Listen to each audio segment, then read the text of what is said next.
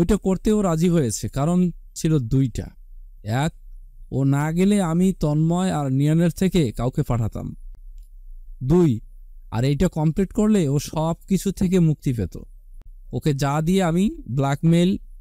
তাই ও বাধ্য হয়েই প্রথমে রাজি হয়েছিল, কিন্তু পরে আমার কাছে একটা ফোন আসে আর আমি জানতে পারি ও তোমাকে নিয়ে এদেশে ছেড়ে যাওয়ার প্ল্যান করছে, আর ওকে হেল্প করছিল নিয়ান ও তন্ময়। তখন আমার কাছে করার কিছুই ছিল না, কারণ যে করেই হোক আমার রেদকে লাগবে, কারণ ওর চেয়ে পারফেক্ট ভাবে কেউ এইটা করতে পারতো না। কি করেছিলেন আপনি তখন? তুমি যা ভাবছো তাই মেহের। সেদিন এয়ারপোর্টে যখন রেদ তোমাকে ওইখানে রেখে ফ্লাইটের খবর আনতে গিয়েছিল, তখন আমরা রেদকে কিডন্যাপ করাই। তবে ওকে অপরাধী বলে, যেহেতু আমরা আইনের লোক ছিলাম। তার মানে সেদিন রেদ নিজে থেকে আমাকে ফেলে যায়নি? সেদিন ওকে ধরে নিয়ে দুইটা অপশন দেওয়া হয়েছিল, হয় ও আমার প্রস্তাবে রাজি হবে, না হলে রেদকে আমি দোষী করে জেলে যেতে হবে। তো রেদ তাতে রাজি হয়নি। তাহলে গেল কেন? তোমাকে বাঁচাতে গিয়ে। আমার জন্য? মেহের, আমি সেদিন বাধ্য ছিলাম, কারণ এটা দেশের জন্য অনেক বেশি দরকার ছিল। কিন্তু রেদ ভেবেছিল আমি আমার ব্যক্তিগত স্বার্থে ওকে দিয়ে এসব করাচ্ছি, তাই আমাকে বাধ্য হয়ে তোমাকে ব্যবহার করতে হয়েছে। বলেছি রেদ যদি আমার প্রস্তাবে রাজি না হয় তবে তোমাকে মেরে ফেলব। তাই ওর কাছে সেদিন কোনো অপশন ছিল না, আরও ভালো করেই জানতো ও রাজি না হলে এটাই হবে। তাই তোমার জন্য রেদ নিজের মৃত্যুর মুখে নিজেকে সঁপে দিয়েছে।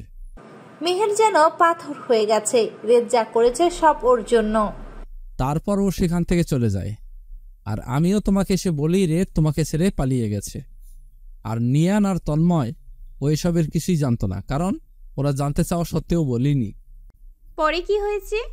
4 মাসের মাথায় রায়ান কেন ফিরে এসেছিল জানো মেহের? কেন? কারণ রেদ আমাকে বলেছিল রায়ানকে দেশে ফিরিয়ে আনতে, যাতে তোমাকে একা থাকতে না হয় সারা জীবনের জন্য। তাই আমি রায়ানের সাথে যোগাযোগ করে এটা বলি ওকে বিদেশ থেকে আসতে, যে মেহের অনেক কষ্টে আছে, রেদ তোমাকে অনেক কষ্ট দিচ্ছে এইটা বলে। ও বলেছিল রায়ানকে এইটা বললে রায়ান ঠিক দেশে আসবে, আর হয়েছিলও তাই। রায়ানকে এইটা বলার পরেই ও দেশে ফিরে আসে। কেন বলেছিল? কারণ মিশনের 4 মাসের মাথায় ওর বুকে একটা গুলি লাগে, আর তখন আমাদের পক্ষে ওকে আনা সম্ভব ছিল না। ওর বাঁচার মতো অবস্থাও ছিল না, তাই ও ভেবেছিল ও হয়তো বাঁচবে না। তাই আমাকে বলে রায়ানকে আনতে বলেছিল। আর কি বলেছিল জানো মেহের?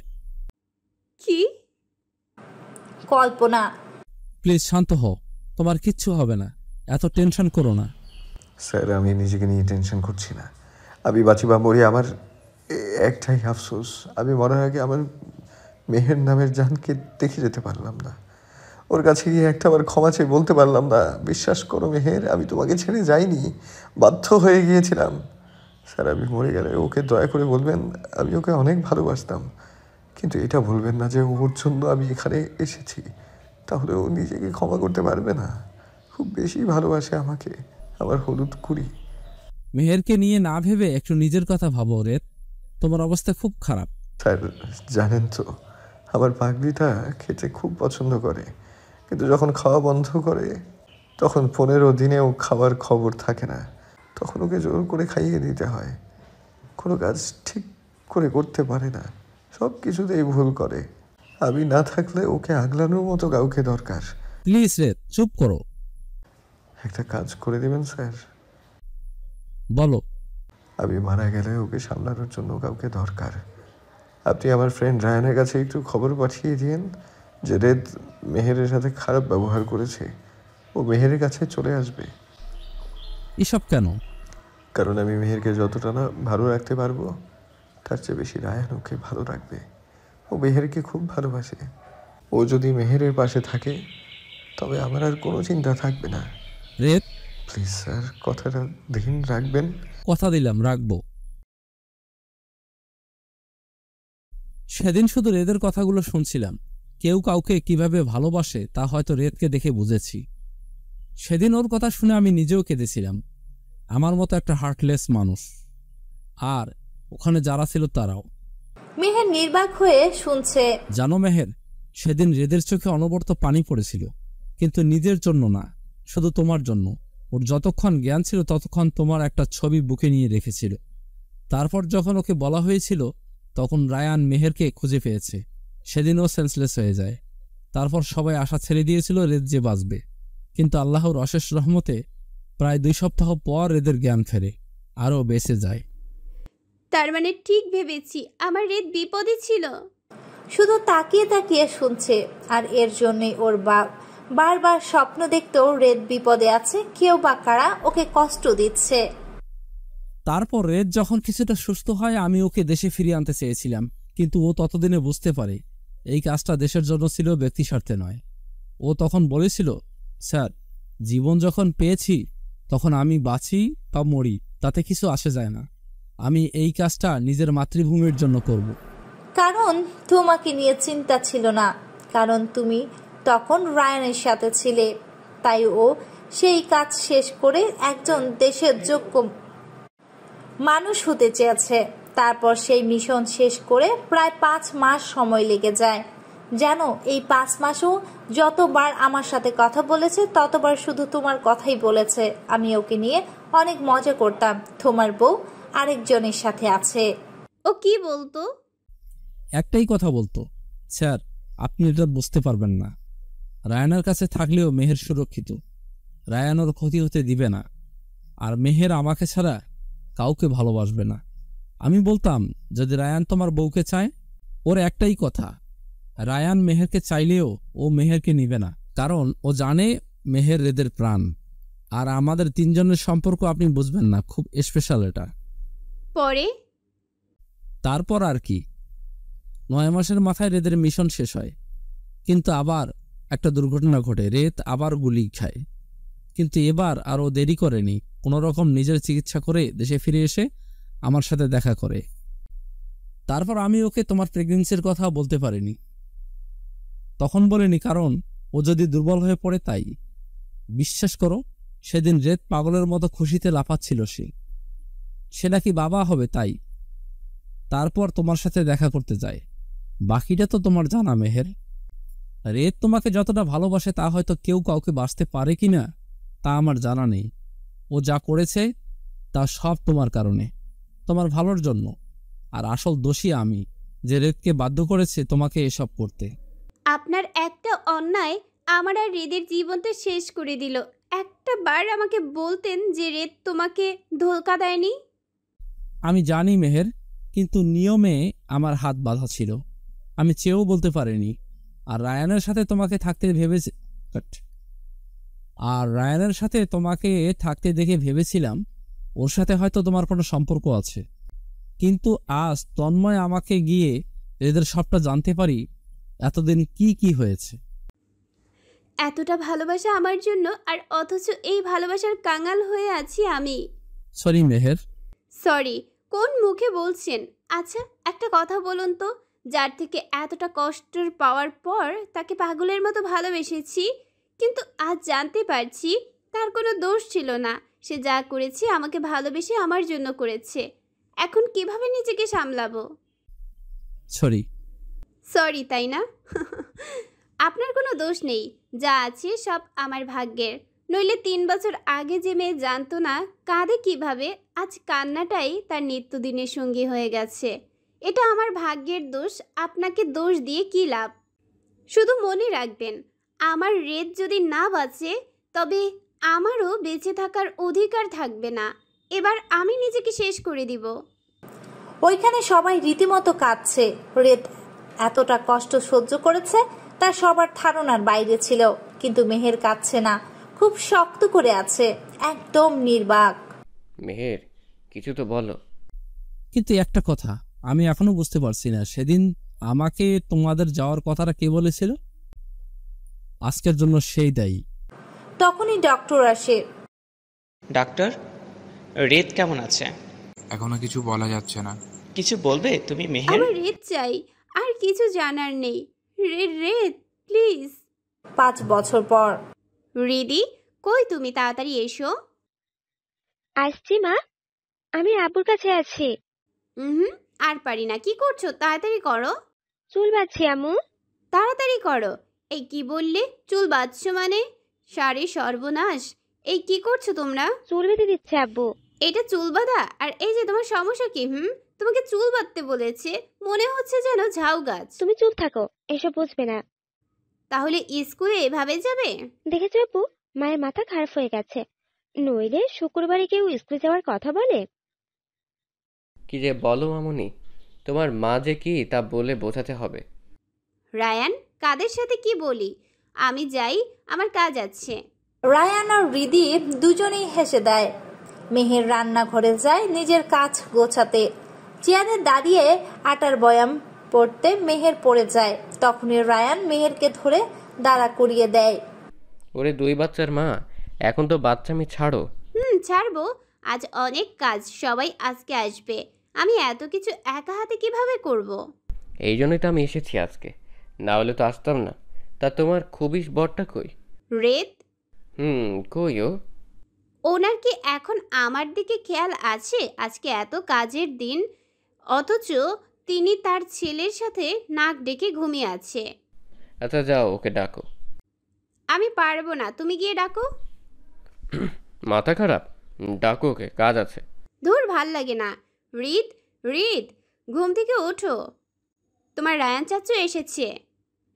রায়ানের নাম শুনে উঠে দৌড়ে চলে গেল। ছেলেটা তার বাবার মতোই হয়েছে। রেদ, ওই রেদ, আর ওই খবিশের রাজা। উঠোস না কেন রে? এইটা শুনে রেত উঠে বসে মেহেরকে জোরে টেনে নিজের কোলে বসিয়ে মেহেরের ঘাড়ে মুখ গুজে আলতো চুমু দিতে থাকে। তুমি এত বসা কেন হলুদ বউ? সকাল সকাল এভাবে খাটাসের মতো কেউ ডাকে? কি বললে? আমি খাটাস? আরে না রে, আমি বলতে চাইছি সকালে উঠে আমার কপালে একটা চুমু দিয়ে ডাকতে পারো না? তাইলে তো হয়। আল্লাহ দেখে বাঁচি না, সরো, যেতে দাও। একটু থাক আমার কাছে বলে মেহেরকে জড়িয়ে ধরে শুয়ে পড়ে। ওরে আমার আল্লাহ রে, খবিশ রে, বাড়ি ভর্তি লোকজন, আর এখন ওনার ভালোবাসা পাচ্ছে। এখন কেন, সব সময় পায়, কিন্তু তুমি। ওরে হারামি, ছাড় আমারে, দরজা খোলা। নিহাল, রায়ান তোরে খুঁজছে। ধুর, এই সারা গোড়াইগা, আমি একটু বউয়ের সাথে প্রেম কইরাও শান্তি পাই নাই। পাওয়া লাগবে না, ছাড়ো আমাকে। তা বললে কিভাবে হবে? তুমি তো জানো আমি তোমাকে ছাড়া একটা দিনও থাকতে পারি না। দয়া করে ফ্রেশ হয়ে নাও। আর একটু থাকো না। আমাকে বাইরে যেতে হবে, তুমি ভালো করেই জানো। এখন যদি দেরি করো তবে কিন্তু আমি রায়ানের সাথে মার্কেটে যাব। আমার 5 মিনিট লাগবে। বলেই ওয়াশরুমে দৌড়। এইটা দেখে মেহের হেসে দেয়। মেহের রেদের জন্য কফি আনতেই রেদ বেরিয়ে আসে। কফিতে এক চুমুক দিতেই মেহের চলে যেতে নেয়। তখন রেদ দরজা আটকে মেহেরকে নিজের মধ্যে টেনে নিয়ে ওকে জড়িয়ে ধরে ঘাড়ে নাক ঘষতে শুরু করে। আজকেও তোমার এরকম করতে হবে? রোজ সকালে 15 মিনিট করে জড়িয়ে ধরবা, কারণ কি? তোমার শরীরের ঘ্রাণ, এখন ঘামের গন্ধ, আমার সেটাই ভালো লাগে। তাই বলে প্রতিদিন? প্রতিদিন নতুন ঘ্রাণ পাই তোমার মাঝে, আর নতুন করে নেশা ধরে তাতে, আর নতুন তর করে ভালোবাসতে ইচ্ছে হয় তোমাকে। আর কত? মন তো ভরে না, সারাদিন ইচ্ছে করে তোমাকে এইভাবেই জড়িয়ে রাখি। মেহেরের মাথাটা বুকের সাথে চেপে ধরে এবার মেহেরও জড়িয়ে ধরে রেদকে। এবার ছাড়ো তো। আর একটু থাকো না প্লিজ।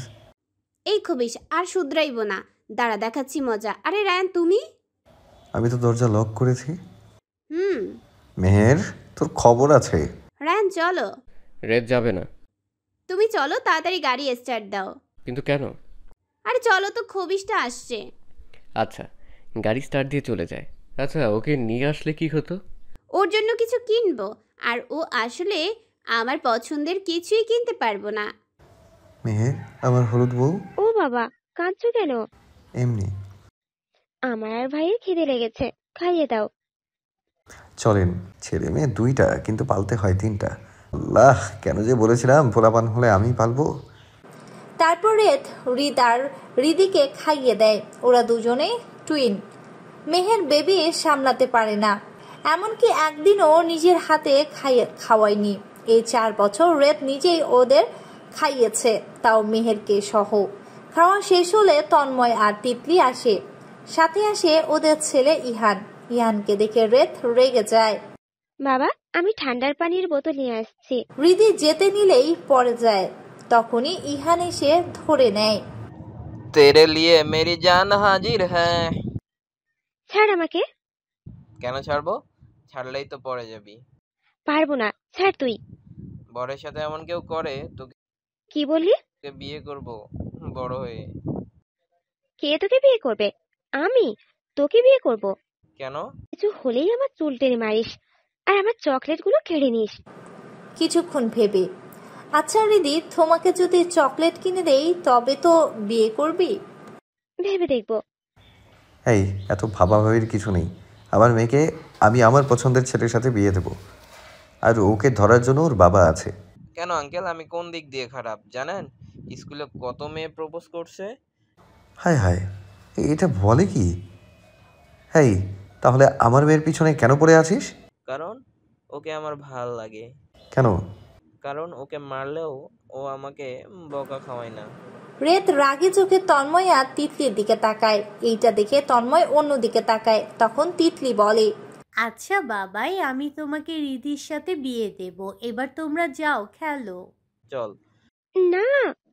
তাহলে কিন্তু কামড় দিব। আমার মেয়ে। আরে থাম, খেলতে নিয়ে গেছে, বিয়ে করতে না। ওই শালার তন্ময়, তুই ইহানকে কেন এনেছিস? যাক বাবা, তোমার মেয়ের জন্য আমি আমার ছেলেকে নিয়ে আসবো না, আর এমনিতেও রিদিকে তো আমি আমার বউ বানাবো। শালা নিজে আরেকজনের মায়ার লগে এমন করতে পারছো, এবার বুঝবা মজা। তখনই মেহের আর রায়ান আসে। হবে না, ওর কারণেই আমার বাবা কম জ্বলছে, ওকে একটু জ্বালাতে হবে। মেহের?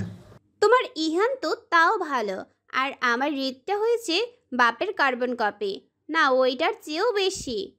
হয়েছে, এবার থাম, যাও, অনেক কাজ বাকি। তোমাদেরও বলিহারি, না হলে এমন শখ জাগে কারো মনে, যত সব। মেহের রান্নাঘরে চলে যায় আর ওর পিছু পিছু রেদও রান্নাঘরে যেতেই রেদ মেহেরকে আটকে দেয়। কি হচ্ছেটা কি? একটু কি শান্তি দিবা না নাকি? তোমাকে শান্তি দিলে আমি পাই না তো তোমার শাস্তিও। মানে?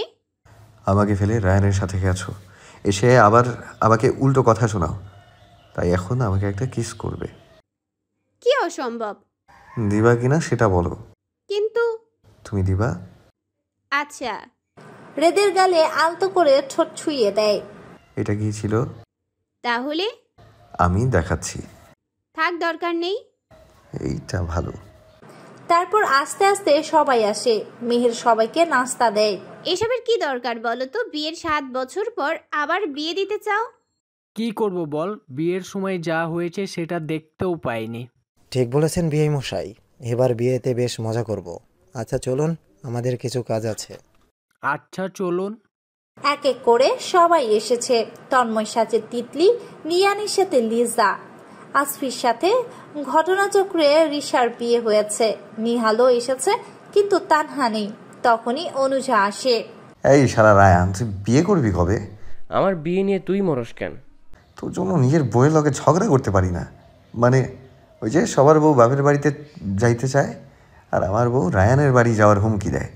যদিও যায় না, তবু আমার ভয় হয়। হারামি, তুই এখনো সেইখানে আসছস? খবিস তো খবিসই থাকবি। তাহলে ও বিয়ে করে না কেন? এই জন্য এত ভালো ব্যবহার। মানে ও বিয়ে করলে তুই আবার সেই খবিসগিরি করবি। আল্লাহ লইয়া যাও।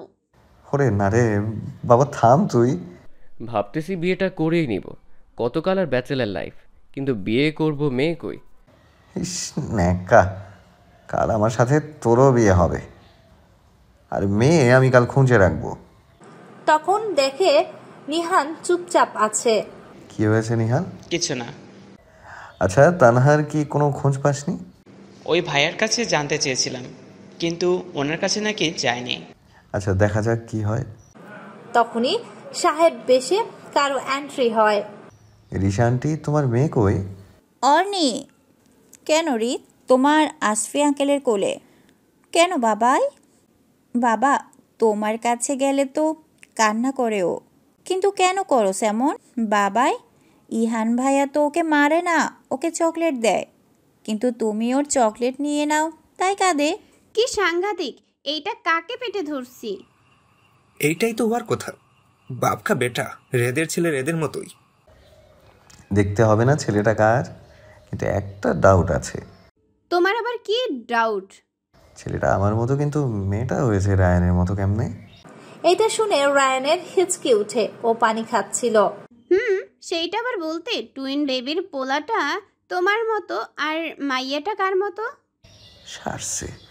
আচ্ছা তুই কি ঠিক করে নিয়েছিস? কোনোদিন মানুষ হবি না? আচ্ছা মেয়ে নিয়ে যদি সন্দেহ থাকে তাইলে আমারে দিয়ে দে। রিদি আমার মেয়ে, ওকে? সারা এত কষ্ট করে মেয়ে বানালাম আমি, যত্ন করে বড় করলাম আমি, তোমারই দিব? দরকার নাই, ওইটা আমার মেয়ে, কোনো সন্দেহ নেই। এইটা শুনে সবাই হেসে দেয়। আচ্ছা রিসা, সেদিন আমি যখন তোমাকে হৃদের সাথে দেখছিলাম, যার কারণে হৃদকে থাপ্পড় মারি, সেদিন কি হয়েছিল শুনবে? রেদ তোমাকে রায়ানের কাছে ফিরিয়ে দেওয়ার পর আমি রেদের কাছে গিয়েছিলাম। কল্পনা। রেদ মাঠে দাঁড়িয়ে আছে, তখন রেদের সামনে রিশা আসে। তুই মেহেরকে ভালোবাসিস না, তাই ওকে রায়ানের কাছে ফিরিয়ে দিয়েছিস। আমি তোকে ভালোবাসি রে। আমি জানি তা রিশা, কিন্তু আমার পক্ষে অন্য কাউকে ভালোবাসা পসিবল না। কেন রে? তুই তো মেহেরকে ভালোবাসিস না। ওর কথা বলে কি লাভ রিশা? তুই ভালো করে জানিস আমি মিহিরকে ভালোবাসি, আর মিহির ছাড়া কোনো মেয়ে যদি আমার লাইফে আসে সে মেহের। আমিও যে তোকে ভালোবাসি। তখনই মেহের আসে, আর রেদ মেহেরকে না দেখে রিশাকে জড়িয়ে ধরে। আমিও তোকে ভালোবাসি পাগলি, তুই আমার কাছে মেহেরের চেয়েও অনেক বেশি দামি রে রিশা। মেহের আমার লাইফে কয়দিন বল? এই কথা শুনে মেহের আর ওখানে দাঁড়িয়ে থাকতে পারে না, চলে যায়। মেহের আমার ভালোবাসা, আর তোকে আমি বন্ধুর মতো ভালোবাসি। তুই আমার সবচেয়ে ভালো বন্ধুর একজন। কিন্তু আমি যে... দেখবি তুই একদিন এমন কাউকে পাবি যে তোকে খুব ভালোবাসবে। সত্যি? কল্পনা শেষ। তারপরের কাহিনী তো সবার জানা। I am sorry. তারপর সবাই মিলে অনেক মজা করে। সন্ধ্যায় ছোট একটা পার্টির আয়োজন করা হয়। রাতে সবাই মিলে অনেক মজা করে। ঠিক তখনই নিহালের কেমন একটা ফিল হয়, মনে হচ্ছে ওর খুব প্রিয় কিছু ফিরে পাবে। তখনই সবার চোখে যায় দরজার দিকে। তানহা এসেছে। তানহাকে দেখে নিহাল দুনিয়াটা থমকে যায়। ও তানহার কাছে যেতেই তানহার কাছে অন্য একটা ছেলে এসে দাঁড়ায়। ফিরে এলাম। এবার যেতে দেব না। আমার পরশু ফিরে যেতে হবে। আমি হৃদের কথাই এসেছি তোমাদের বিয়ের জন্য। কিন্তু উনি কে? আমার ফিয়ন্সি আমান। এটা শুনে নিহাল দুনিয়া উল্টে পাল্টে হয়ে যায়। কিন্তু ভেতরে যেতে বলবে না? চলো। সবাই নিজের মতো আছে। নিহাল তানহার দিকে করুণ চোখে চেয়ে আছে। তখন আমান এসে ওকে খাইয়ে দিতে চায়। তানহা কিছু না বলে খেয়ে নেয়। এইটা দেখে নিহাল আর বসে থাকতে পারে না, উঠে বেলকনিতে গিয়ে চাঁদ দেখতে থাকে আর সেদিন রাতের কথা ভাবতে থাকে। তখনই অনুজা আসে। সবার জন্য এতটা করে আজ আমার জন্য শূন্য, তাই না নিহালদা? কি বলতে চাস তুই? এখানে কেউ কোনোদিন জানবে না যে আমি তোমাকে অনেক আগে থেকেই চিনি, আর তোমার কথায় আমি পিকনিকে রেদের সাথে যাই, আর এতদিন যা করেছি তাও সব তোমার কথাই। এসব কথা কেউ কোনোদিন জানতে পারবে না। আচ্ছা, তুমি কেন আমাকে দিয়ে ওদের তিনজনকে আলাদা করতে চাচ্ছিলা? আমি মেহেরের জীবন থেকে রেদ আর রাহানের মাধ্যমে একজনকে সরাতে চেয়েছিলাম, কারণ আমি চাইনি যা মেহেরের সাথে হয়েছে তা মেহেরের সাথে হোক। তাহলে আমাকে রেদের সাথে মিশতে কেন বলেছিলে? কারণ ওই হচ্ছে ওদের তিনজনের মধ্যে প্রাণ। কিন্তু তোমার রাহানকে ভালো লাগে আর মেহের রোদকে ভালোবেসে ফেলে, যার কারণে আমার আর নাটক করতে হলো না। আজ তুই রাহানকে পেয়ে গেলে। কিন্তু তোমার পাওয়াটা তো শূন্য। আমি সব পেয়েছি, তা না কেউ? তা না হয় কিছুক্ষণের জন্য। মানে? কিছু না, তুই যা। ওই যে রাহান। আচ্ছা নিহালদা, আসি। তুমি খুব ভালো, জানো তো। ধুর পাগলি, যা। আমি যাই। আমি খুব খারাপ রে অনুরাধা, না হলে আজ তানহা আমার কাছে থাকতো। ব্যাপার কি? একটা বিচার করতে হবে। বলেন। একটা ছেলেকে আমি ভালোবাসি 6 বছর যাবত। সে অন্য কাউকে ভালোবাসে, মেনে নিয়েছে, কিন্তু সে বোঝে না, বোঝার ভান করে। এটা মানতে পারছি না। তা কি করতে চান? মার্ডার করতে চাই। কার? তার? না, নিজের ভালোবাসার। অন্য কাউকে বিয়ে করবে, তাকে মনে রেখে কি লাভ? তখনই রায়হান অনুজার হাত টেনে নিজের সাথে মিশিয়ে নেয়। এক হাত দিয়ে অনুজার কোমর জড়িয়ে ধরে ওর গালে আলতো করে আঙ্গুল দিয়ে স্লাইড করে ঠোঁটের কোণে একটা কিস করে। তা তাকে কি এবারের মতো ক্ষমা করে মেনে নেওয়া যায় না? চাই, তবে একটা শর্ত। এই বুকে কি আমার জন্য একটু জায়গা লিখে দেওয়া যাবে, যেটা শুধু আমার জন্য হবে, অন্য কারোর জন্য না? তখনই রায়ান হাতটা আলগা হয়ে আসে। এটা দেখে অনুজা রায়ানকে শক্ত করে জড়িয়ে ধরে বলে, অন্য কারোর জন্য যদি জায়গা থাকে সেটা চাই না, বরং যদি নতুন করে আমার একটু জায়গা চাই।